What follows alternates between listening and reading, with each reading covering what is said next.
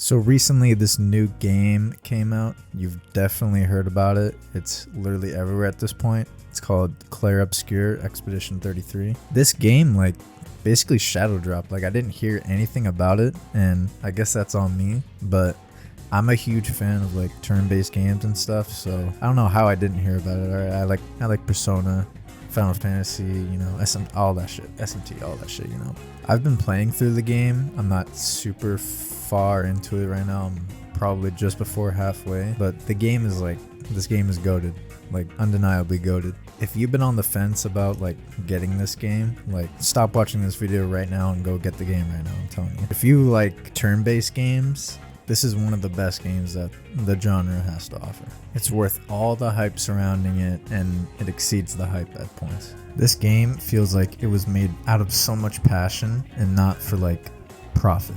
My goal for this video is to convince you to play the game, okay? I want you to have a big heart on for this game, alright? But I'm not going to spoil too much, alright? Because honestly, I find that any piece of media you consume, if you go into it blind, you'll like it 10 times more, okay? I'm going to start with talking about the prologue.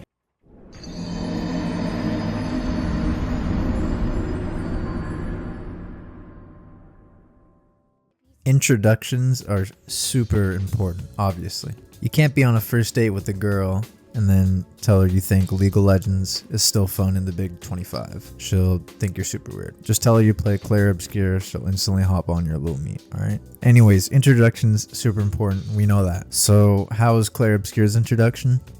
Well, it's pretty peak. You might have seen a lot of people hyping it up on Twitter and shit, and honestly it's pretty well deserved. I mean, think about an intro to a TV show or movie that you watched that you thought was really good. The first thing that comes to mind for me is Invincible or The Boys. Invincible starts off pretty basic, superhero origin story, all that. Doesn't really have anything too special where you're ooh damn, this is really worth watching. And then the credits start rolling. You see all the Guardians gathered at their headquarters. Then Omni-Man shows up and just starts attacking everyone. He grabs Red Rush's face, turns him into a freaking paste. And after that, you're damn, that's crazy. Now you have to know why Omni-Man did that. And Invincible could be 15 episodes of Mark gooning, but you'd still watch it because you're hooked. You have to know why Omni-Man did that. The Boys is pretty similar, but it kind of does it in the beginning. Huey's girlfriend just gets turned into a red paste by A-Train, and you're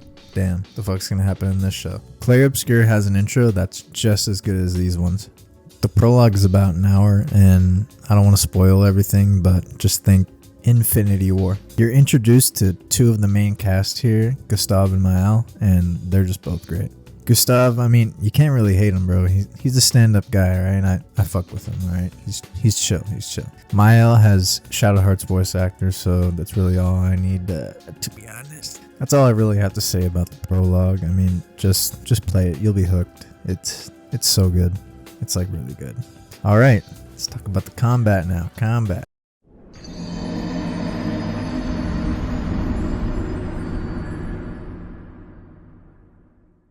Now the combat in this game is so good. I mean, you got your basic shit like elemental damage, fire, ice, lightning, earth, certain enemies have weaknesses, does more damage, basic shit. But then you have something revolutionary, something that no other turn-based game has done before, ever. QTE. Now, is this the first turn-based game to have QTEs? Probably not. I don't know. But this is the first one I've played with them, and I think they did a great job implementing them. The way it works is before the enemy starts their attack, you'll see a little text prompt of them saying, enemy does quick combo or charges up or slow attack or something like that, just to give you a hint of what to expect with the QTEs. They'll do their little attack animation, and you gotta time your button presses. You can either dodge, parry,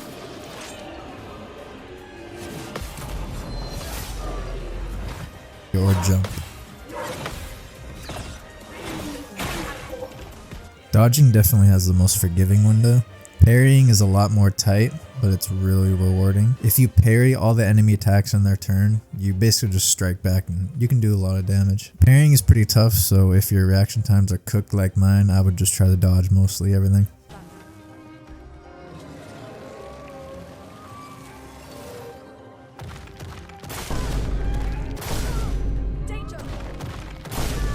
Doesn't help that some of these bosses be winding their shit up, like holding it behind their back like some Elden Ring bosses. Like, bro, this shit is not that serious, come on. Alright, I'm gonna be honest, if you don't like turn-based games because you think they're too slow, not engaging, you got some TikTok fucking brain rot, real zero attention span type of brain.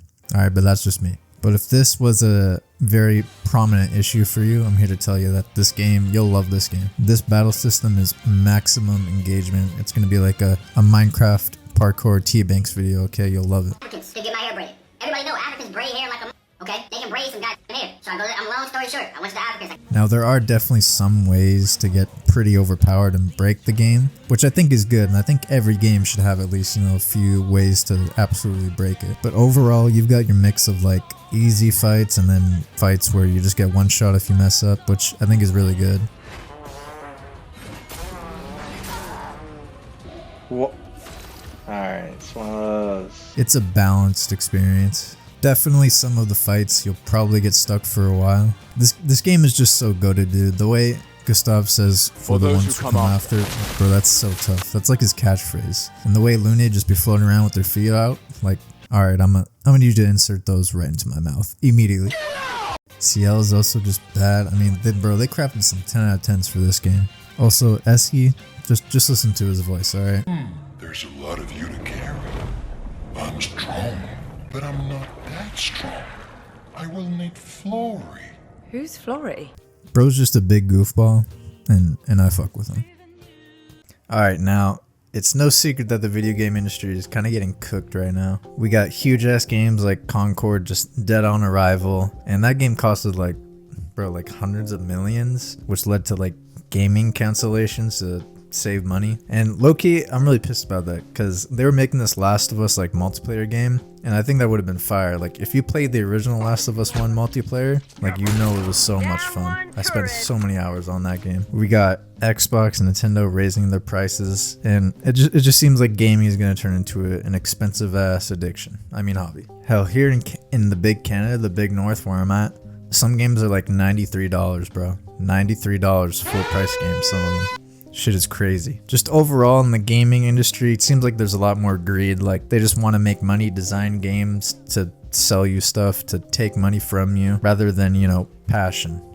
They made a game that they thought would be cool. And then a game like this comes along where it's like, you can definitely feel the passion in the game, like everywhere, like throughout the game, throughout the story with the characters. You can just feel, passion. And they're not even charging full price for this game, which I think is great. Which they totally could have done, and 100% it would be more than worth it. They released in a very playable state. I haven't encountered any bugs so far. No fucking battle pass, microtransaction, pre-order beta access, no DLC that was clearly supposed to be part of the original, but they cut it and sold it later for money. No huge game bloat like some of these huge games coming out today. Have you seen the credits for Assassin's Creed Shadows? She was like 2 hours long, and like in the trademarks, like disclaimers, licensing, or whatever the fuck that shit's called, like you can literally see like someone copy and pasted the wrong thing in there. It's hilarious. Now, I think it's important that we give your time and money to projects like these because they deserve it, one,